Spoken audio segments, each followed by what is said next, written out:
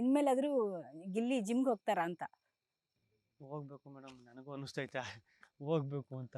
ಅಂದರೆ ಜಿಮ್ಗೆ ಹೋಗ್ಬಿಟ್ರೆ ಏನಂದ್ರೆ ನನಗೆ ಒಂದು 4 ದಿನ ಹೋಯ್ತೀನಿ, ಆಮೇಲೆ 4 ದಿನ 4 ವಾರಕ್ಕೆ ಆಗೋಷ್ಟು ಮಾಡ್ಬಿಡ್ತೀನಿ ಹುಮ್ಮಸ್ಸಲ್ಲಿ ಹೋಗಿ ಎಲ್ಲ ಎತ್ತಿ ಇದು ಮಾಡ್ಬಿಟ್ಟು. ನೀವು ನಂಬ್ತಿರೋ ಬಿಡ್ತಿರೋ, ಮೊದಲು ನಾನು ಜಿಮ್ಗೆ ಸೇರ್ಕೊಂಡಿದ್ದೆ, ಫಸ್ಟ್ನೇ ದಿನ ಹೋದೆ. ಆ ಹುಮ್ಮಸ್ ಇರ್ತದೆ ಗೊತ್ತಾ, ಒಂದೇ ದಿನಕ್ಕೆ ಬಾಡಿ ಎಲ್ಲ ಕರಗಿಸಿ ಬೆಂಡ್ ಮಾಡಿಬಿಡ್ಬೇಕು ಅಂತ.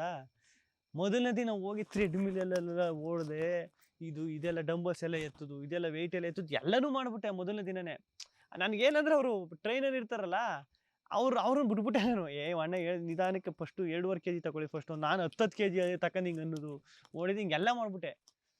ಮೇಡಮ್ ನೀವು ನಂಬ್ತಿರೋ ಬಿಡ್ತಿರೋ, ಅದ್ರ ಬೆಳಿಗ್ಗೆಗೆ ನಾನು ವಾಶ್ರೂಮ್ಗೆ ಹೆಂಗೆ ಕೂತ್ಕೊಂಡಿರ್ಬೋದು ಹೇಳಿ, ಗೋಡೆ ಹಿಡ್ಕೊಂಡು ತಪ್ಪುರ್ಸಾಡ್ ಹೋಗ್ಬಿಟ್ಟೆ, ಕೂತ್ಕೊಳಕ್ ಐತೆ ಇಲ್ಲ. ಹಿಂಗೆ ಹಿಡ್ಕಂದ್ರೆ ಹಿಂಗೆ ಆಯ್ತೇ ಇಲ್ಲ, ಮೆಟ್ಲು ಇಳಿಕ್ ಐತೆ ಇಲ್ಲ.